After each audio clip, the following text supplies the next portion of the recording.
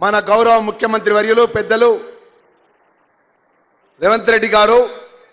గౌరవ మంత్రివర్యులు ఉత్తమ్ కుమార్ రెడ్డి గారు, గౌరవ మంత్రివర్యులు కొమ్మటిరెడ్డి వెంకటరెడ్డి గారు, గౌరవ పార్లమెంట్ సభ్యులు రఘువీర్ రెడ్డి గారు, గౌరవ సహచర శాసనసభ్యులు ఈ యొక్క మిర్యాలగూడ శాసనసభ్యులు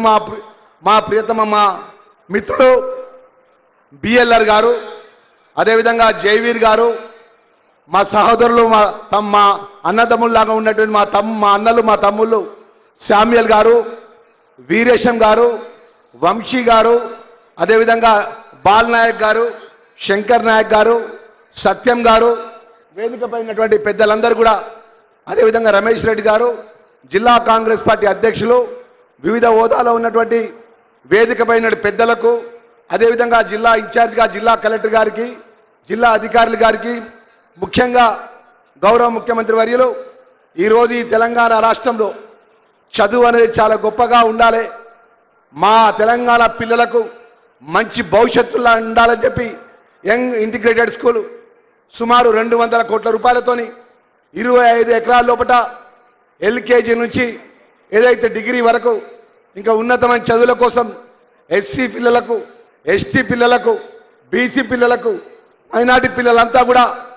గొప్పగా దేశంలో ఉన్నటువంటి కార్పొరేట్ స్కూళ్ళు ఏ విధంగా ఉంటాయో ఆ విధంగా 200 కోట్ల రూపాయలతోని భవనం నిర్మాణం చేసి గొప్పగా చదువునియాలని చెప్పి మరి ఒక ఎస్టీ మినిస్టర్, డిజబుల్ మినిస్టర్గా మనస్ఫూర్తిగా వారికి 200 కోట్ల రూపాయలతో ఇంటిగ్రేటెడ్ స్కూల్ శంకుస్థాపన చేసినందుకు మనస్ఫూర్తిగా ఇన్ఛార్జ్ మినిస్టర్గా వారికి శుభాకాంక్షలు తెలియజేసుకుంటూ, మరి ఇంత పెద్ద ఎత్తున వచ్చినటువంటి మా చెల్లెలకు, అక్కలకు, మా తల్లులకు, మా అన్నలందరికీ కూడా రేపు జరగబోయే